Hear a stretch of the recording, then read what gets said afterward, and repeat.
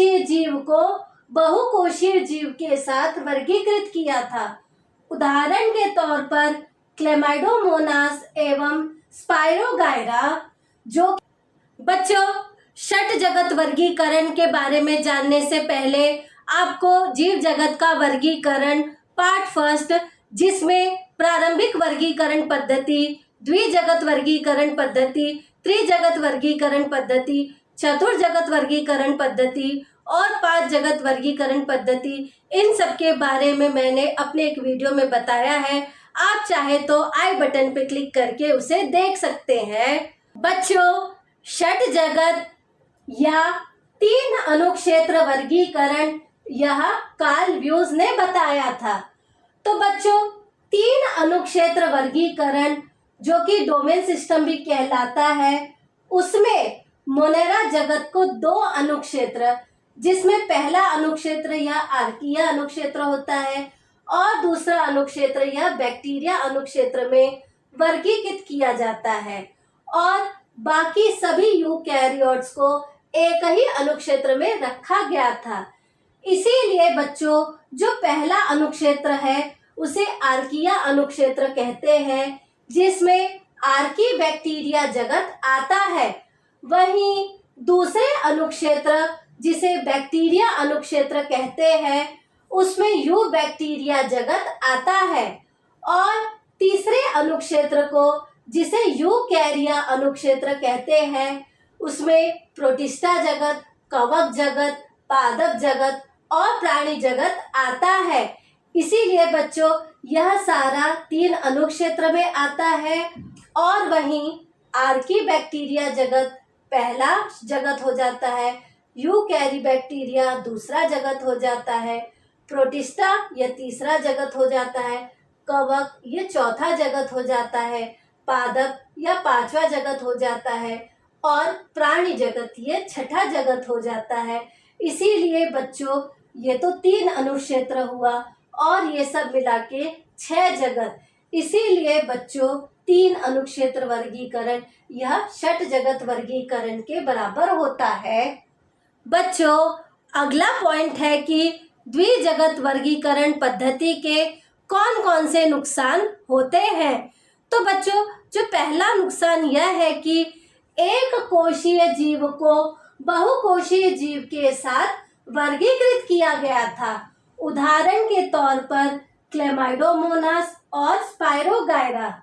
तो बच्चों, क्लेमाइडोमोनास यह एक कोशीय गतिशील हरा शैवाल होता है जो कि कुछ इस प्रकार दिखाई देता है। वहीं स्पाइरोगायरा यह बहुकोशीय हरा शैवाल होता है जो कि कुछ इस प्रकार दिखाई देता है। तो बच्चों, यह जो क्लेमाइडोमोनास और स्पाइरोगायरा है वह पहले पादप जगत के शैवाल के अंतर्गत में रखा गया था। बच्चों, यह जो स्पाइरोगायरा है, इसको यह नाम इसके सर्पिल आकार के क्लोरोप्लास्ट की वजह से मिला था। और बच्चों, स्पाइरोगायरा का और भी नाम है जो कि नीट की एग्जाम में पूछा जाता है, वह है, उसे मरमेड ट्रेसेस भी बोला जाता है, उसे वाटर सिल्क या जल रेशम के नाम से भी जाना जाता है। स्पाइरोगायरा को ब्लैंकेट वीड मतलब कंबल घास के नाम से भी जाना जाता है। उसे पॉन्ड सिल्क या तालाब का मैल, जिसे पॉन्ड स्कम भी कहते हैं, इस नाम से भी जाना जाता है। और जलपरी के बाल, जिसे हेयर ऑफ प्रिंसेस के नाम से भी जाना जाता है। तो बच्चों, यह सारे जो स्पाइरोगायरा के नाम है वह नीट के एग्जाम में पूछा जाता है। तो बच्चों, मैंने आपको द्विजगत वर्गीकरण पद्धति के पहले नुकसान के साथ में कुछ एक्स्ट्रा पॉइंट जो नीट में भी पूछे जाते हैं उसको मैंने आपको बताया है। तो बच्चों, इसी तरीके से कॉन्सेप्ट क्लियर स्टडी के लिए मेरे चैनल को लाइक, शेयर एंड सब्सक्राइब करें और नीचे दिए हुए बेल आइकन को दबाएं और चैप्टर रिलेटेड कोई भी क्वेरी हो तो कमेंट सेक्शन में जरूर पूछें। बच्चों, द्विजगत वर्गीकरण पद्धति के नुकसान का दूसरा पॉइंट जानने से पहले आप यह समझिए कि प्रोकैरियोट जीव क्या होते हैं।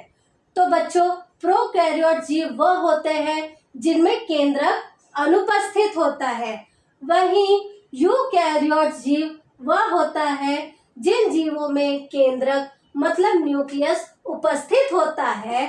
तो बच्चों, जो प्रोकैरियोट जीव होते हैं जैसे बैक्टीरिया, नीलहरित शैवाल, इन सबको यूकैरियोट जीव के साथ जैसे कवक और अन्य पौधों के साथ रखा गया था।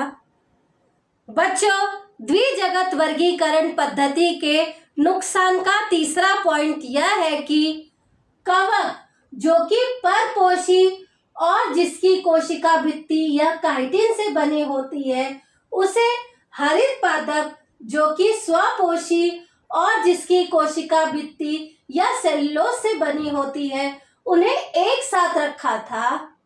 इसीलिए विटाकर ने एक कोशीय प्रोकैरियोट्स को मोनेरा जगत में रखा है, वहीं एक कोशीय यूकैरियोट्स को प्रोटिस्टा जगत में रखा है। साथ ही साथ में क्लेमाइडोमोनास और क्लोरेला जो कि पहले पादप जगत के शैवाल के अंतर्गत में आते थे, साथ में कोशिका भित्ति की उपस्थिति होती थी, उन सबको अब प्रोटिस्टा में रखा है। वहीं पैरामोशियम और अमीबा जो कि पहले प्राणी जगत में आते थे और कोशिका भित्ति की अनुपस्थिति होती थी, उन्हें भी अब प्रोटिस्टा में रखा है।